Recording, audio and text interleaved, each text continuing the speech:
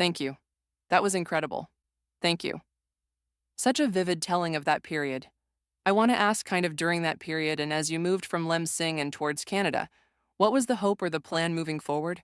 Or was it really just planning for as much of a better life as was possible? Well, I think that we didn't know what to expect, to be honest, right? This is a plan, and a clandestine plan, that you didn't know what to expect. You didn't know what was on the other end. You just need to leave, or you knew you needed to leave, and what to expect was impossible. However, my mother had heard that her sister escaped and had safely arrived in France. So my mother applied to go to France. That's her first choice, of course, being, affiliated with the French for many years prior to that. That was the first choice. And we got accepted. My family was accepted to be sponsored to France by my aunt. It just so happened that my mother learned about Canada, and there was French heritage. French spoken in Canada and a French province in Canada. So she applied to go to Canada as well. And fate would have it that the plane coming to Lamsing, taking us to Canada, arrived 2 weeks prior to the plane taking us to France. So I'll answer your question to say that I think our dream was to be in France, to be reunited with my aunt, my mom's sister, who escaped a few months before us. But it turned out that God's will had us going to a small town in Ontario, Canada, and we were sponsored by a church group, and we would start life anew, right? We start a new life. Everything we had known previously was, no longer available. But we are very grateful to the strangers who offered to give us a fresh start. They housed us. The agreement was that they would house us, for a year in a farmhouse, help us find jobs, help us integrate into Canadian society. My brother, myself, my dad, stepdad, and my uncle. We didn't speak any English. My mother did. So thank goodness she was able to help us integrate, and we arrived in Canada in June of 1980. We arrived at the refugee camp in December of 1979, and we left the refugee camp in June of 1980. And when you got to Canada, what do you remember about arriving there? And your first impressions and maybe some challenges you faced immediately as you were accustomed to that life in Canada? I'll be honest, the thing that I was really taken back about Canada was it was June, and it didn't get dark until 9 p.m. I thought, what in the world is going on here?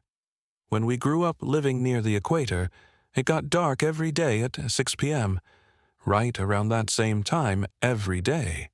But in Canada, in June, the sun was still up by like 8:30 p.m. We understand how that worked.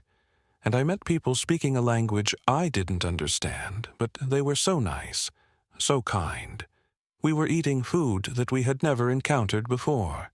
That was, certainly a good change.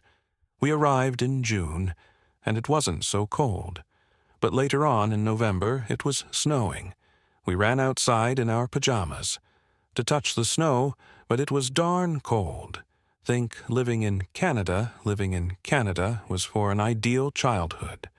I loved it. I immersed myself in Canadian culture. Learn to play hockey. Go sledding, go tobogganing, become a fully, immersed Canadian unlike some people who had more Vietnamese culture around them.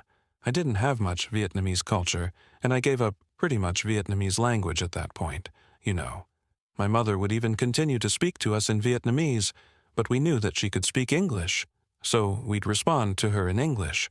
So my brother and I, even though I am 54 years old this year, I speak Vietnamese as if I'm a child.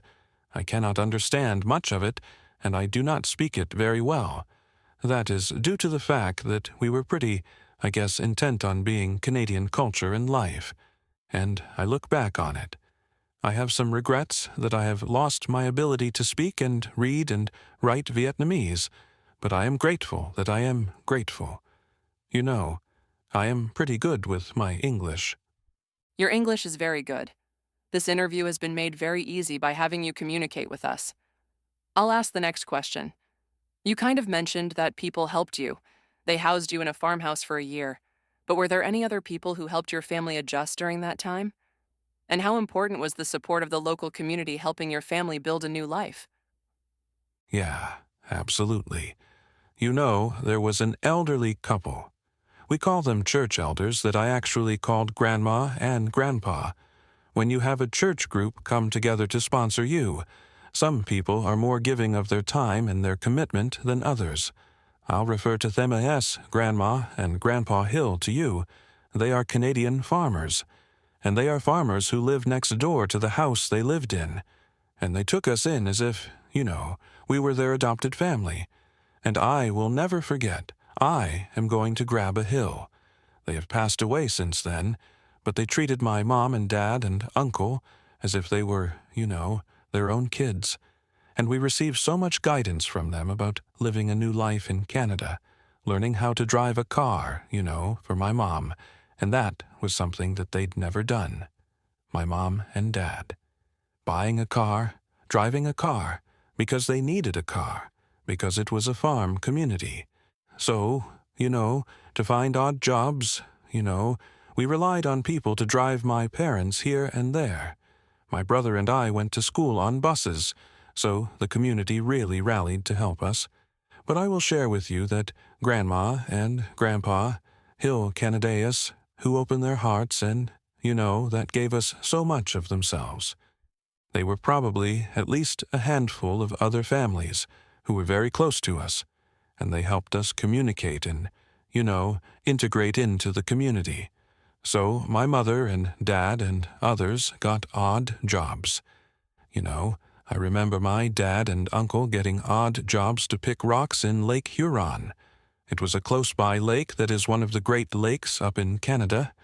They would pick rocks to put into a wire mesh thing to build a barge or a pier. Odd jobs just to earn money. My mother, because of her skills in English and French, was able to find a job as a secretary, and I remember she was talking to the lady who, I guess, she was doing secretary work for. And the lady said, "Your English is pretty good. What did you do before?" And my mom said, "I was a French teacher." And this lady encouraged my mom to resume her teaching career. And, Grandma and Grandpa Hill are sponsoring it. Family said, "I think you are being ambitious." I would just think about administrative jobs and not think about returning to teaching. But my mother's pretty determined and ambitious, and she said she wanted to see what that was all about. So she applied to become a teacher again. And they said, well, you would need to get certified, and your degree from Vietnam needs to be accredited. And so my mother looked into that, and lo and behold, in Ontario at that time, they had this weird law. They said, well, you're missing 1 year. Everywhere else in the world, you don't have to do. You only have to go from grade 1 to grade 12 and then go to university. But for some reason, in Ontario, Canada at the time, and I had to do this myself when I graduated, you had to do grade 13. And grade 13 was the missing piece. And my mother said, fine. I'll do grade 13 and do whatever courses I need at the university level. So my mother did resume her career after she got her bachelor's degree equivalent in Ontario, Canada. And then she said, why not? I'm so used to going to school and working and raising a family. She did her master's degree at the same time. So, she was able to find a job as a teacher after getting a job after her degree recognized. So again, a lot of help from strangers. I can see that the premature and Grandpa Hill were crucial in that process. Can I just ask how old were you by the time you sort of had settled in Canada? So I turned 9 in July of 1980. So I was 9 years old when we first arrived in Canada, and we lived in that farming community if you look up Huron County. A city, London, Ontario, is the closest epicenter metro area. My mother was a teacher in that community at a school called Godric High School until high school, until she wanted to wait until I finished grade 8.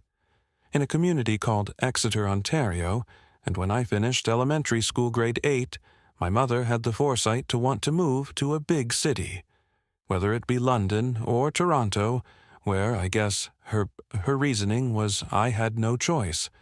My brother and I had no choice but to go to university and make something of ourselves. So we moved to Toronto in 1986. And the summer of 1986, we arrived in Toronto, and we, started, I guess, our city life in Toronto. You described yourself as city people much when you were much younger. Were there parallels between the new city life and the old? I know it was a different situation, but maybe some comfort in returning to the city. I think I say the city dweller comment mostly because when we were marooned on an island, we were a fish out of water, right? We didn't know we needed, to be capable of camping, like starting a fire, cooking your own food on an open fire, surviving in the elements. We didn't know how to do any of that, and we didn't have supplies. Imagine yourself going on a hike or going on a camping trip, and you have no supplies. To handle the hike, be foraged for your own food, and then building a shelter and being able to, keep the morning dew off you so that, so cold city people, we didn't know how to deal with any of that stuff. To answer your question about, city life in one place versus another, we were just used to having all the amenities of being able to go to a store and buying what we needed, not having to raise it, farm it, grow it ourselves. Thank you. I'm going to move on to the last part of this interview, which is sort of looking back set of questions. Looking back on all of your experiences, how have all the events you've shared with me shaped the person you are today and you're? Yeah, I think, for me, I try to be humble. I try to be helpful, even with strangers, because I was saved by strangers. I value a strong, independent, ambitious woman, because I was raised by a strong, ambitious, courageous woman. I'm very lucky to be where I am. I think I'm grateful that I am where I am. I know that a lot of things happen because of the experiences that you go through. And a lot of what I went through as a child made me realize that I was very, very protected by my mother. As I often look back, people ask me, "What do you remember of the escape? What do you remember of being a boat person? And what do you remember about, the refugee camp?" And I say, it was like a vacation. I loved it. I didn't have to go to school for 6 months. I was playing on the beach in the refugee camp. I learned how to swim. I did all these things because I did all these things because I was so protected by my mother. Right. There was only a few times when we didn't have enough food to eat, so I'd go look for shellfish or whatever I could find on the beach.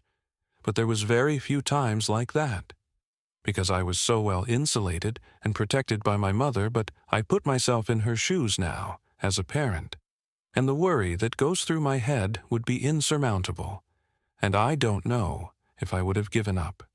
I don't know if I would have survived as my mother would, so I'm, forever grateful. Maybe you heard me choke up when I talked about Grandpa and Grandma Hill, because I certainly miss them. Thank God that, God put people like that on our path. I maybe even choked up when I talked about Pastor Doug Kellum. He's also someone that I call an angel that God put on our path. He helped us. He sacrificed himself for us who are refugees. And I also say this when I reflect back. My mother and her husband, my stepdad, when they arrived in Canada, they sponsored their siblings, their parents in my case. It was just my maternal grandmother. They sponsored their siblings from Vietnam to Canada. And even when comparing what my parents went through, my mom versus what her siblings, that she sponsored them out, they don't know the struggle.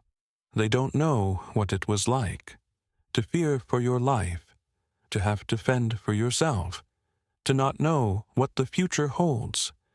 So even in my own family, right? We are the boat people.